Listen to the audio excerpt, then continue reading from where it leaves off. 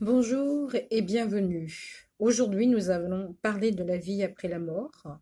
Donc, nous allons parler du sujet très intéressant, la mort. Qu'est-ce qui se passe après la mort? Existe-t-il une vie après la mort? Allons-nous quelque part? Donc, ça va être une petite vidéo sur la mort et le passage de la vie à la mort. Si cette vidéo vous plaît, n'hésitez pas à cliquer, n'hésitez pas à me demander des renseignements complémentaires. Donc, nous allons parler des médiums également. Les médiums, comme vous le savez, vont se connecter pour certains avec des personnes défuntes, vont aller pour pouvoir répondre aux familles, aux demandes.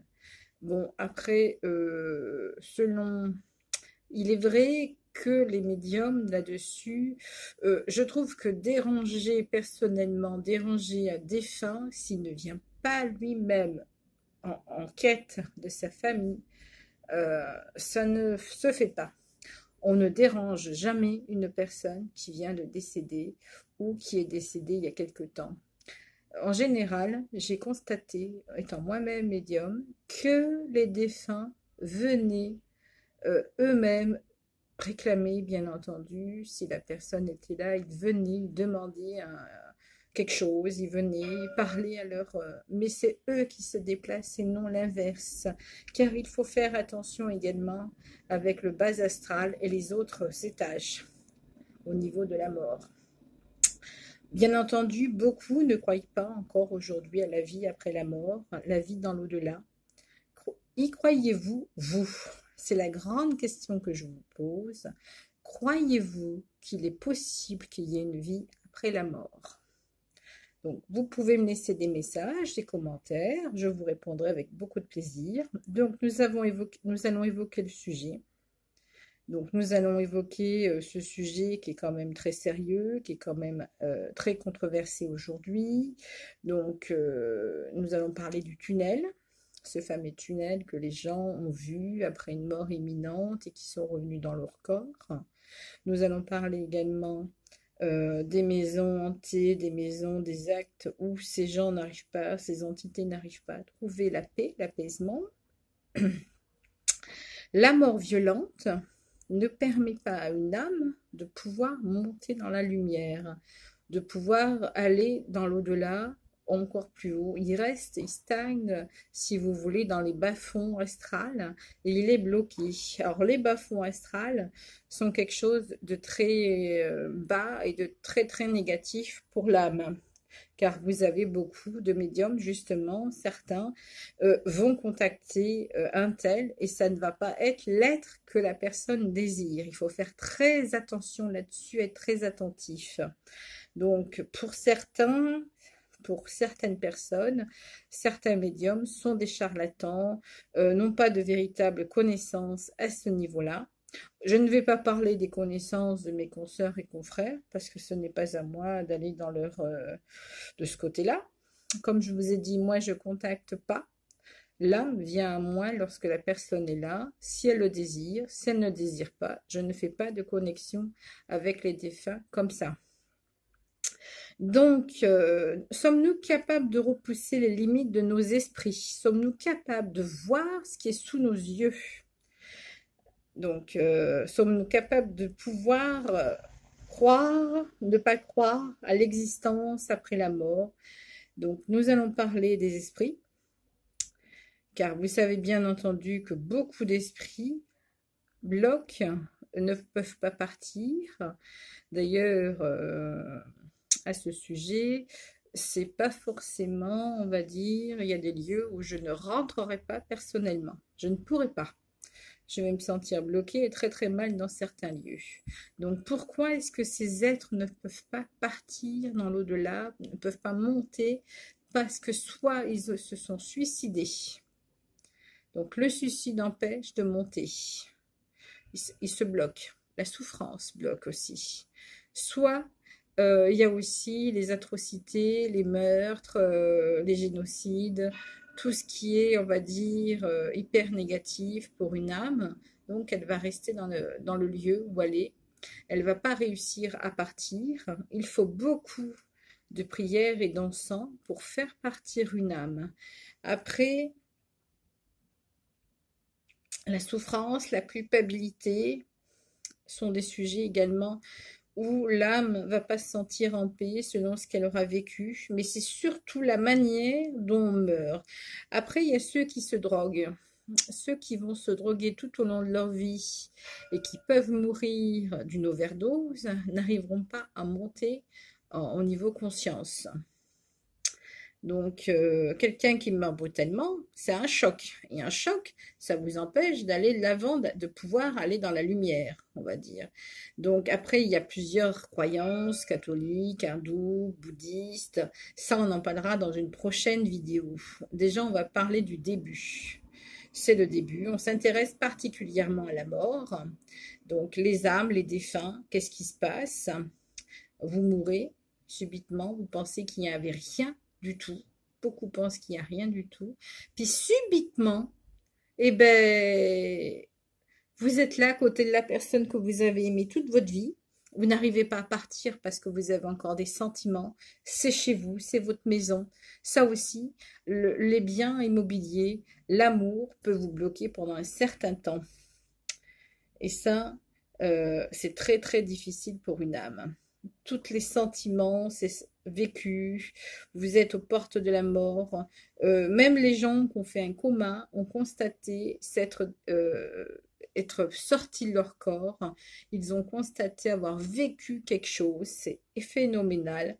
Ça peut être une mort cérébrale. Ils sont revenus à la vie. Certains ont vu le couloir, comme je vous disais, ce fameux couloir de lumière, un tunnel. Certains ont ressenti la sensation de sortir de leur corps et d'être envahis par un sentiment d'apaisement indescriptible et même un état de pleine conscience, la faculté de percevoir ce qui se trouve autour d'eux, comme s'ils étaient éveillés sans pouvoir pour autant interagir avec les autres. Le plus fascinant dans tout ça, c'est que ces personnes racontent la même chose.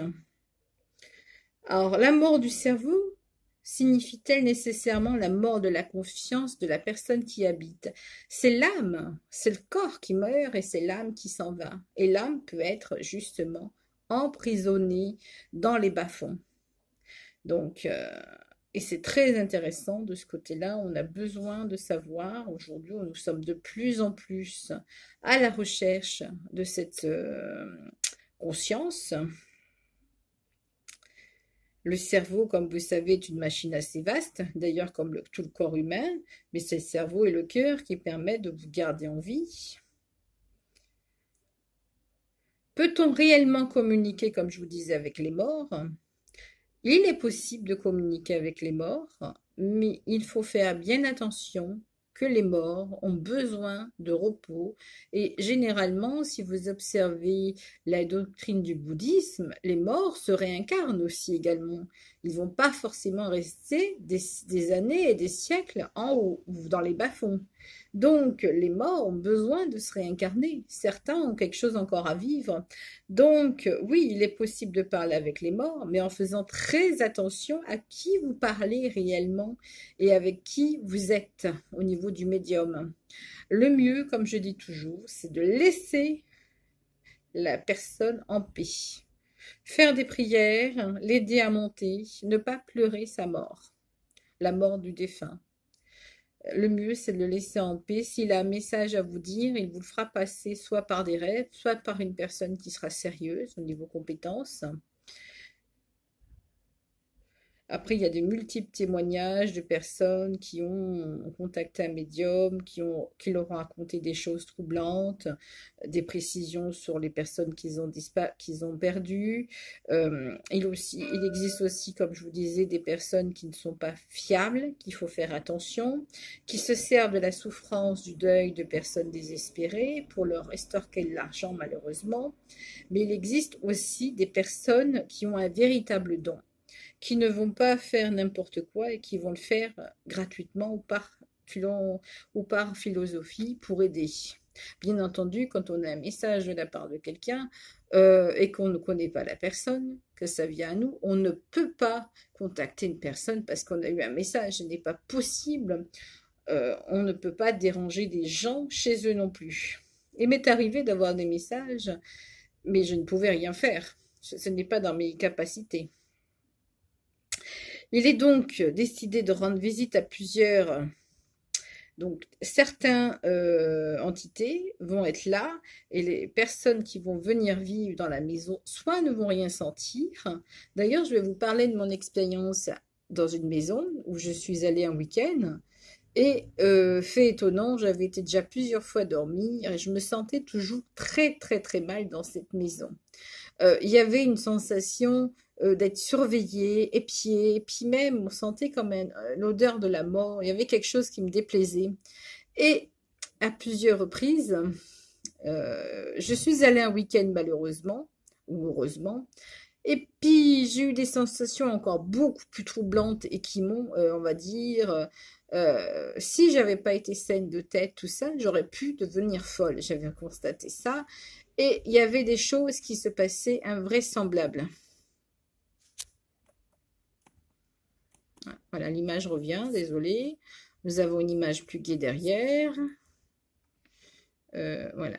Donc, il s'est passé des choses invraisemblables. Et suite à ça, j'ai constaté que ce n'était pas forcément facile de rester dans cette maison. J'ai fait partir, je ne sais pas combien d'âmes ont pu se dégager, ont pu partir, mais les plus fortes, celles qui ne voulaient pas partir, la maison était encombrée, ça venait du sous-sol, du terrain, et j'ai dû aller dormir carrément à l'hôtel une nuit parce que je ne pouvais plus y rester. Je me sentais en danger, étant médium moi-même, ils se sentaient menacés. Et je peux vous dire que des maisons comme ça fait un peu peur si on n'est pas, on va dire, habitué. Il se passait des événements assez troublants dedans. Il n'y avait pas de courant d'air, il n'y avait rien. C'était, on va dire, en plein hiver. Mais il y avait des choses vraiment invraisemblables. Donc, des êtres qui venaient vers vous, qui étaient, on va dire, dangereux et qui étaient négatifs. D'ailleurs, je me souviens bien de quelqu'un qui était là aussi, qui tournait en rond, une personne physique, normale, qui tournait en rond dans la maison sans savoir pourquoi. D'ailleurs, toutes les personnes qui venaient là se sentaient pas forcément bien. Après, la magie noire, les incantations. Si vous enterrez des personnes sur un lieu sans que l'autre le sache, qu'un jour l'immobilier veulent construire une maison, veulent faire un lotissement, veulent faire ci, vous n'êtes pas forcément au courant qu'il peut y avoir eu des personnes défuntes sur votre terrain, sur la maison où vous habitez. Ça, c'est des choses qui peuvent se faire aujourd'hui. On ne sait pas ce qui s'est passé il y a des lustres. Donc, il y a ça aussi. Vous allez avoir, d'ailleurs j'ai habité dans le Var, dans un petit village, c'était des anciens marais, et j'en suis toujours même sûre que dans ces anciens marais, il y avait eu des défunts qu'on avait jetés. Il y a des époques où on jetait les gens comme ça, on les enterrait pas comme aujourd'hui. C'était pas aussi, on va dire, civilisé. Donc on ne sait pas du tout sur quoi on construit nos maisons, nos appartements, tout ça. Donc, si vous voulez, j'avais cette sensation également, j'étais quand même assez jeune et je sentais quelque chose qui n'était pas normal. Donc, lorsque nous sommes partis, j'en ai été très soulagée. Il y a des lieux qui sont malsains parce que des êtres humains, quand ils sont choqués par leur mort, ils n'arrivent pas à partir. Certains peuvent se montrer très agressifs, ils peuvent être très très malheureux. Certains vont revivre leur mort, ils vont tourner en boucle. Certaines maisons ou appartements, c'est la mémoire des murs des gens qui ont habité. C'est pas forcément le défunt, c'est une mémoire. Le mur capte tout. Il capte vos humeurs, comment vous êtes, si vous êtes joyeux, si vous êtes bien, si vous êtes mal. Vous allez mourir. Le mur aura gardé votre empreinte. Parce que votre maison, vous y passez quand même un quart de votre vie si vous déménagez pas tous les 6 mois ou tous les 8 mois ou tous les ans. Donc, vos murs gardent vos empreintes et si vous criez, si vous êtes en colère, si vous êtes mal, il va tout percevoir. Et la personne, si vous êtes déprimé, suicidaire, elle va venir habiter et elle va se sentir très mal. Attention, je ne dis pas un an ce n'est rien, ou 2 ans, si vous restez 5 ans, ça va encore. Mais si vous y restez 10 ans, 15 ans, 20 ans, ou toute votre vie, que la personne arrive, elle va se sentir très très mal, elle aura besoin de déménager en se disant, ce lieu, il y a quelque chose qui me déplaît. Donc, c'est l'empreinte des murs également. Il y a également ça. Après, il y a les morts tragiques, comme je vous ai expliqué, malheureusement, les suicidés, ceux qui ont tué tragiquement, ceux qui ont fait du mal, etc. Ces âmes-là ne peuvent pas monter, ne peuvent pas aller dans les autres sphères, car il ne faut pas oublier que ce sont des sphères, ou des escaliers, ou un ascenseur, si vous voulez, où vous montez, vous allez, on va dire, vous avez les sous-sols, comme la Bible parle de l'enfer, hein, mais l'enfer n'existe pas, c'est les abîmes, c'est on va dire, le bas-fond astral. Donc, à l'époque, ils disaient l'enfer. C'est normal, ils n'avaient pas d'autres mots pour décrire ça. Ils savaient également certaines choses. Après, vous avez toutes les... on en parlera on en parlera beaucoup plus de structures de nos religions à ce niveau-là, au niveau de la mort. Qu'est-ce que les religions en pensent? Je dis bien les religions, je n'ai pas dit qu'une religion. Car si on s'attarde sur une chose, on parlera de toutes les religions. Et d'ailleurs, il faut quand même être très objectif à ce niveau-là. Ne pas croire à tout ce qu'on peut vous raconter également. Car il y a beaucoup de choses qui peuvent être fausses également. Donc, il y a bien une vie après la mort. Il y a bien quelque chose. Il y a bien... la vie ne s'arrête pas après la mort. L'être humain continue à évoluer sans le corps, sans la structure, sans la chose qui la bloque dans le temps et dans l'espace. Il se retrouve dans une certaine liberté. Attention, certains ne sont pas libres à cause de leur mort comme ils sont morts. Il y a un degré de psychologie également dans ce qu'ils ont eu, parce qu'il y a la souffrance et le choc causé. Ils ne s'empêchent pas de monter, c'est qu'ils ne peuvent pas. Et d'ailleurs, un lama tibétain a dit, c'est un extrait de ce qu'il a dit, si vous voulez savoir à quoi ressemblera votre mort, regardez vos propres rêves.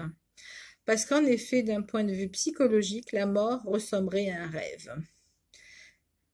Parfois magnifique, tantôt déroutant, incontrôlable ou inquiétant ou sublime. Il est le fruit de nos émotions. Voilà, je voulais vous parler de nos émotions.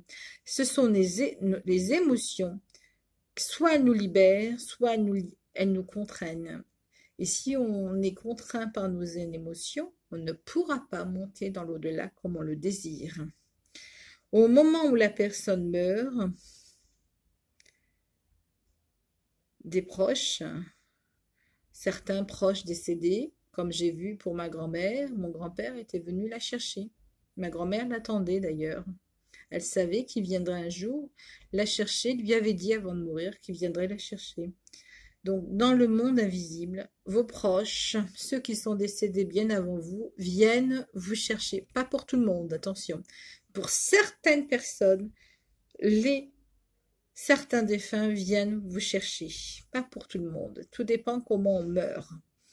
Donc, les médecins et les infirmières qui travaillent en soins palliatifs le savent et décrivent correctement, car ils sont en constance, on va dire, ils sont en contact avec la mort tous les jours, ces gens-là. Ces gens-là côtoient au niveau des soins, ce sont des personnes âgées qui sont malades et qui partent rapidement. L'exemple d'une vieille dame en parfaite santé mentale qui dit qu'elle voyait son mari assis dans le fauteuil, comme disait ma grand-mère d'ailleurs, « Mon mari, il m'attend ». Elle seule le savait, elle seule le voyait. C'est comme quand vous êtes à l'approche de la mort, vous voyez tous vos proches, tous ceux qui vous ont quitté. Vous pouvez voir votre défunt. Si vous avez perdu un fils, vous allez le voir. Vous savez que vous allez mourir. Ça, c'est une intuition. Tout le monde ne l'a pas. Attention, je dis bien tout le monde ne l'a pas.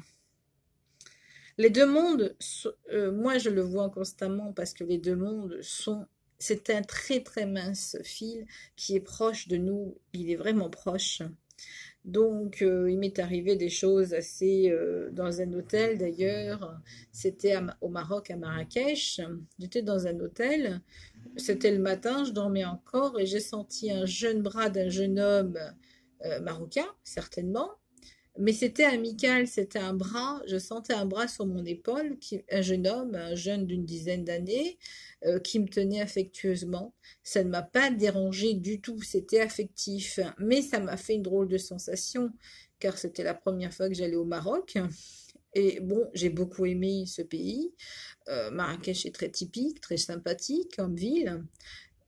Mais c'est surtout le fait de cette sensation qu'un jeune décédé vous tient avec affection, que vous ne connaissez pas, c'est quelque chose qui m'a surprise.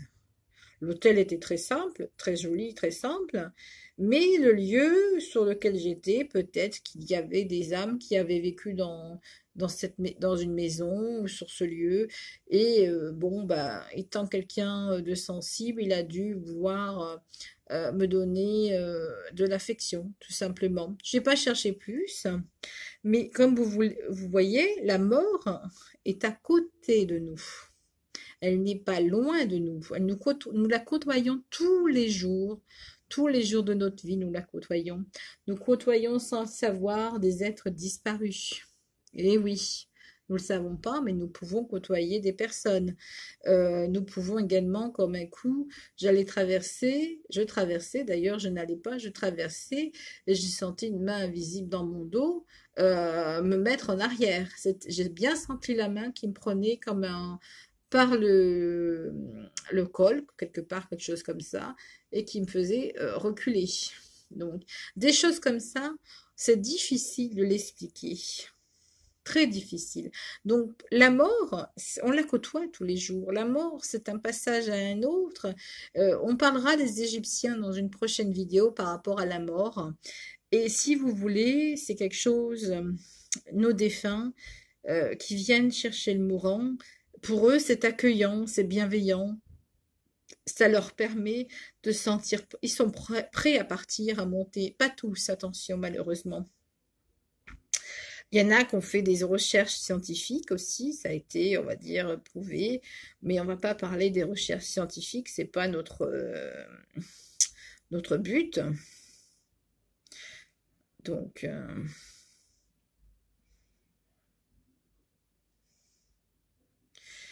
certaines théories disent que nous côtoyons, nous parlerons des Égyptiens, nous parlerons des différentes religions sur la mort, qu'est-ce qu'elles en disent.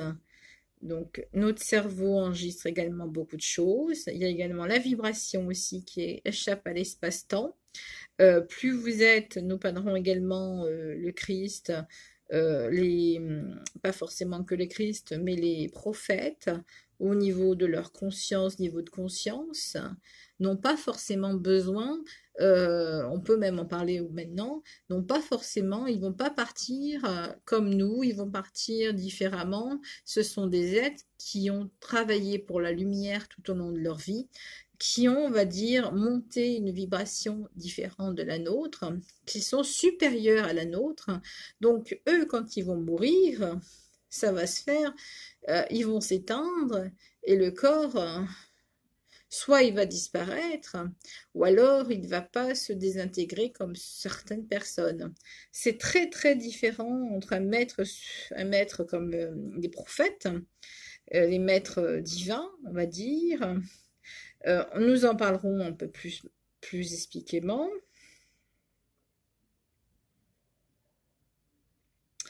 Je ne vais pas parler de choses trop difficiles à comprendre, mais ces traces dans les murs, comme je vous disais, c'est le reflet de nos vécus émotionnels et conscientes.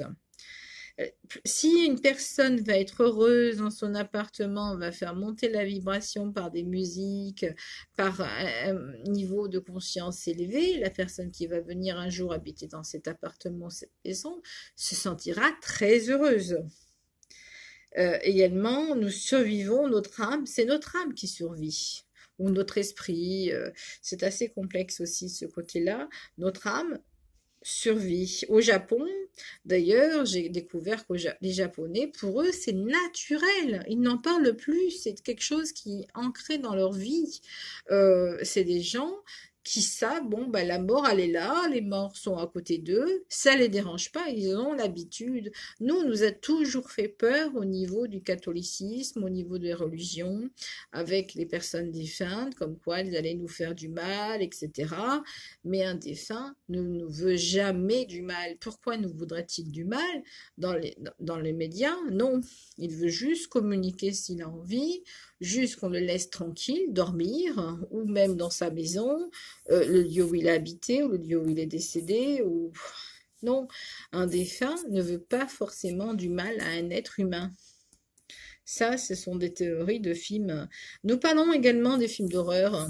D'ailleurs, je n'en regarde aucun. Je ne peux pas regarder des films d'horreur.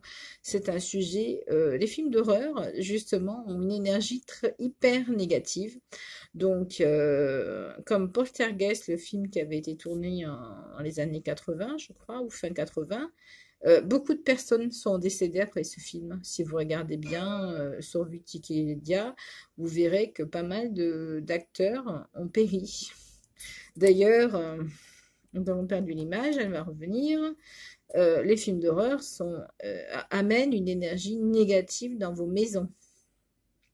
Amènent également, si la personne n'est pas stable dans sa tête, des drôles d'idées. D'ailleurs, il y a un lieu où une personne regardait des films d'horreur et un jour, il a tué toute sa famille. Oui, il a tué toute sa famille suite à l'effet négatif qu'a eu ces films sur lui. Donc, très attentif avec votre télévision, vos vidéos, ce que vous allez regarder. Donc, ensuite, il faudrait que les personnes qui décèdent reviennent à la vie pour nous décrire la mort. Les conditions, qu'est-ce qui se passe à l'après-mort? Qu'est-ce qui se passe dans cette autre vie? Souvent, les gens vivent en parallèle quelque chose. Ils sont heureux, certains, pas tous. Certains mangent, certains boivent. Font comme vous et moi pour certains. Je me souviens d'un film, c'était Les Autres également. J'avais été le voir au cinéma. D'ailleurs, j'avais eu très très peur. Ça m'avait un peu effrayé légèrement. Ils se croyaient envahis, ils étaient dans leur maison, et puis ils voyaient des étrangers dans leur maison, et ils ne savaient pas qu'ils étaient morts. Et voilà, c'est ça que je voulais dire. Certains morts ne savent pas qu'ils sont morts. Ils n'ont pas la connaissance parce qu'ils sont morts brutalement. Et donc, s'ils sont morts brutalement, ils ne peuvent pas savoir. D'ailleurs, c'est à Nice, à la promenade des Anglais. L'année dernière, il y a eu cet attentat. Il y a encore beaucoup d'êtres, on va dire, qui ne peuvent pas monter, qui sont bloqués. Euh, euh, J'évite d'aller à la promenade parce que c'est assez, on va dire, encore difficile. Mais il y a beaucoup d'êtres qui n'arrivent pas à monter. Il y a des anges qui sont pourtant là sur la promenade pour faire le grand ménage, pour aider. Mais c'est très difficile car c'est quand même un lieu qui a été perturbé. Quand un lieu est perturbé par des attentats, par des massacres, par des génocides, c'est très difficile de pouvoir, si vous voulez, si vous êtes sensible à ce genre de choses. D'ailleurs, vous allez sentir, on peut ressentir quelque chose, la peur, la frayeur des gens, et puis c'est quand même une atrocité, quelque part aussi. Donc l'âme, ne sachant pas qu'elle est morte, elle va errer, elle va revivre sa journée en boucle sans arrêt. Et on reviendra sur pourquoi également, jusqu'à maintenant, c'est un sujet tabou en France. Pourquoi l'au-delà, la mort? Pourquoi on en a fait une question d'argent. Pourquoi est-ce que les gens ont fait comment dirais-je, ont fait du marketing avec ça? Normalement, euh, pourquoi est-ce qu'on en a fait un commerce? La mort n'est pas un commerce. Perdre un être défunt pour une personne est une tragédie. Nous parlerons des gens qui se sont fait malheureusement abuser. Plus de 50% de personnes qui ont perdu un proche vivent des expériences de contact avec les défunts.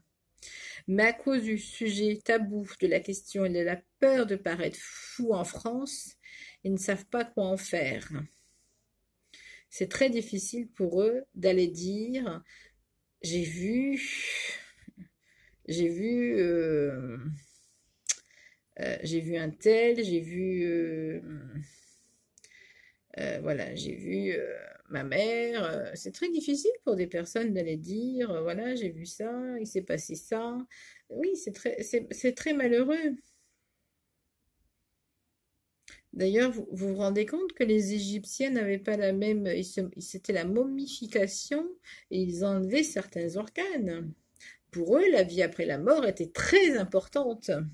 D'ailleurs, je crois même que ça devait bloquer également leurs défunts, la manière dont ils s'enterraient.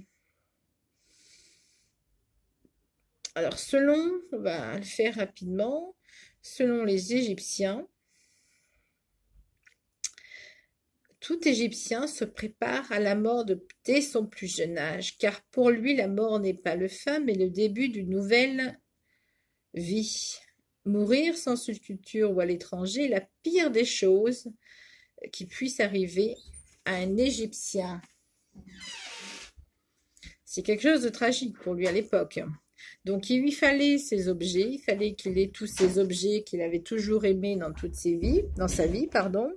Il fallait penser à ce que sa tombe soit ornée, à ce que ça soit magnifique, à acheter certaines choses.